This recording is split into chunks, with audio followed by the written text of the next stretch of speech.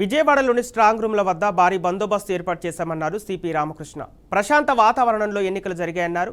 CRPF, రాష్ట్ర police కలిపి సుమారు 400 మంది విధుల్లో ఉన్నట్లు తెలిపారు. ఇక అనుమతి ఉన్నవారిని మాత్రమే స్ట్రాంగ్ రూమ్లోకి పంపిస్తున్నట్లు వెల్లడించారు. ఇక ప్రతిదీ వీడియో తీస్తున్నామని, నిరంతరం సీసీటీవీ నిఘా ఉందని సిపి తెలిపారు. ఇక స్ట్రాంగ్ పరిసర ప్రాంతాన్ని రెడ్ జోన్గా ప్రకటించారు. మొత్తం 2 కంపెనీస్ సిఆర్పీఎఫ్ బలగాలతో ఒక లేయర్, స్ట్రాంగ్ లేయర్ మనకి స్ట్రాంగ్ రూమ్స్ కి బందోబస్తు ఇవ్వడం జరిగింది. దాంతోపాటుగా మన ఆంధ్రప్రదేశ్ స్పెషల్ పోలీస్ అండ్ మన ఆర్మ్డ్ పోలీస్ ఆఫ్ స్టేట్ వీళ్ళని ఉపయోగించి second layer and also civil force ఒక 2 డిప్యూటీ కమిషనర్స్ ఆఫ్ పోలీస్ ఆధ్వర్యంలో మొత్తం సుమారుగా 400 మంది పోలీస్ సిబ్బందితో బందోబస్తు నిర్వహించడం జరుగుతుంది స్ట్రాంగ్ రూమ్స్ వద్ద. ఇది మనకి నిమ్రాన్ నోవా 2 కాలేజెస్ లో 2 కలిపి ఉంటాయి, జస్ట్ కాంపౌండ్ వాల్ డిఫరెన్స్.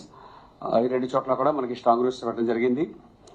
ఇందులో భద్రతా చర్యల పరంగా మనం సుమారుగా అందరికీ తెలుసు, ఇందులో ఓన్లీ కలెక్టర్ గారు ఇచ్చిన పాసులు ఉన్న రికగ్నైజ్ సిబ్బంది, అలాగే ఎవరైతే కంటెస్టింగ్ క్యాండిడేట్స్ ఉంటారో వాళ్ళకి సంబంధించిన ఏజెంట్స్ కి కలెక్టర్ గారు ఏవైతే పాసులు ఇస్తారో ఆ పాసుల ఆధారంగా మాత్రమే ఈ స్ట్రాంగ్ రూమ్స్ లోకి ఎంట్రీ ఉండడం జరుగుతుంది.